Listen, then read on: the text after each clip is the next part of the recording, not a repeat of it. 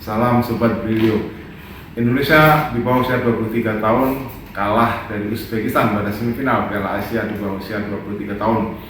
Nah, ini tentu mengecewakan bagi para pendukung tim Indonesia di bawah usia 23 tahun yang sudah menonton dari berbagai tempat, dari berbagai acara nonton bareng di seluruh negeri. Nah, memang dari sisi permainan kita tampak kalah kelas dibandingkan dengan Uzbekistan. Uzbekistan selain mencetak 2 gol juga memiliki banyak peluang ya, diantaranya ada 3-4 tendangan atau sundulan yang membentur mistar atau tiang gawang yang dijaga oleh Hernando Ari.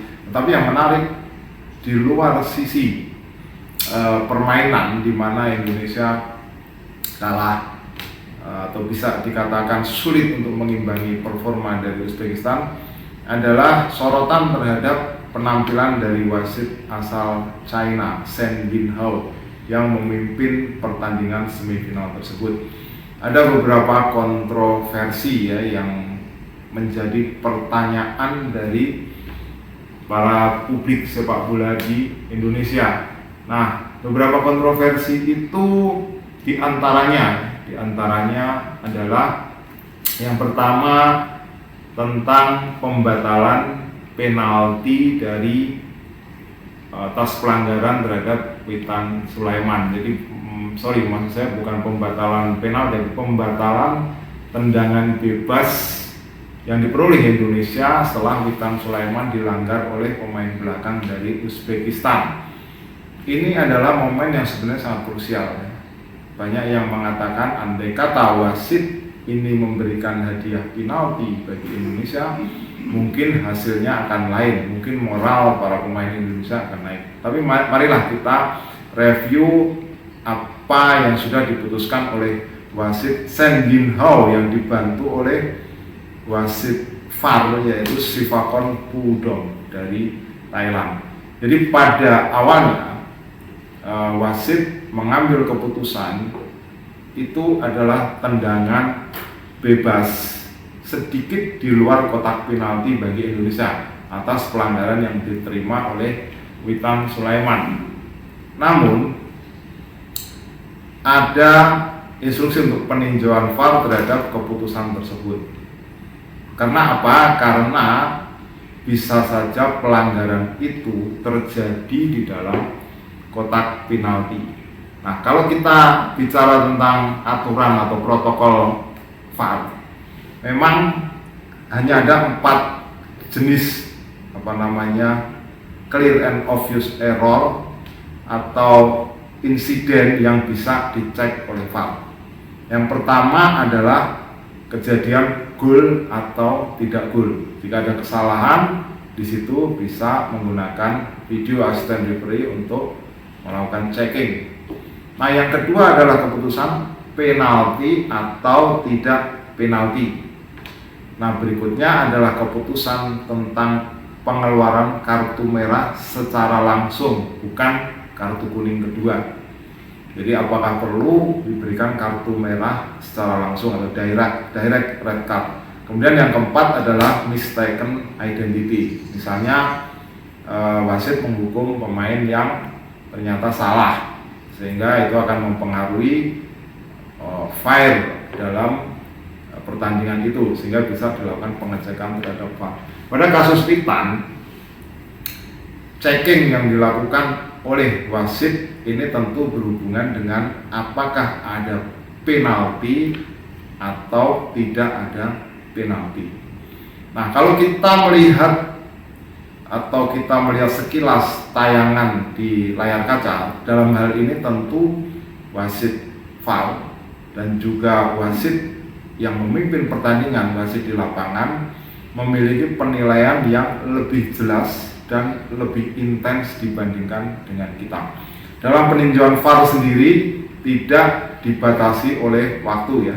Kalau kita lihat protokol VAR itu tidak dibatasi oleh waktu, karena memang lebih baik hasil itu akurat daripada kecepatan pengambilan keputusan.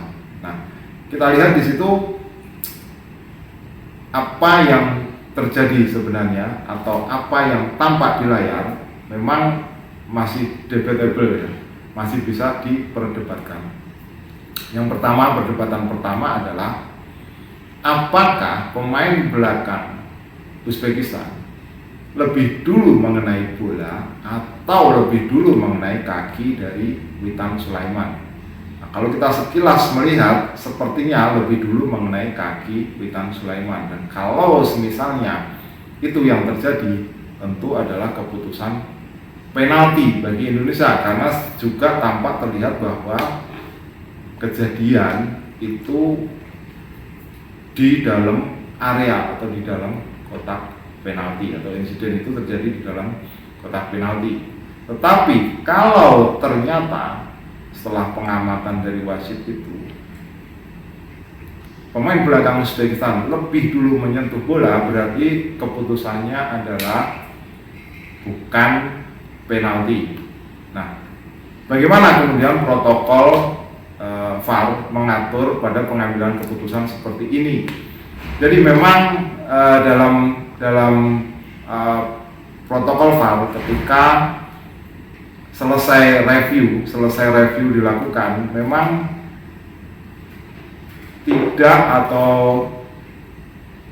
tidak kembali kepada keputusan awalnya. Jadi ada beberapa atau ada banyak kontroversi tentang apa yang seharusnya dilakukan oleh wasit setelah mengamati VAR. Nah, dalam beberapa kasus memang akan tampak atau muncul perdebatan. Nah, misalnya jika penalti itu diberikan atau dibatalkan, maka yang jamak atau yang umum terjadi adalah bola itu dijatuhkan atau terjadi trouble di tempat pelanggaran itu. Jadi memang wasit ini mengikuti apa yang sudah sering dilakukan. Ketika tidak ada keputusan penalti, maka free kick yang tadinya adalah keputusan awal itu tidak diberikan, tetapi yang terjadi adalah drop ball. Nah, itu kira-kira yang bisa menjelaskan ya. Cuma yang menjadi perdebatan adalah apakah bola itu atau apakah pemain Uzbekistan itu lebih dulu mengenai bola atau lebih dulu mengenai kaki Witan Sulaiman. Nah, kira-kira itu adalah kontroversi pertama dalam pertandingan tersebut.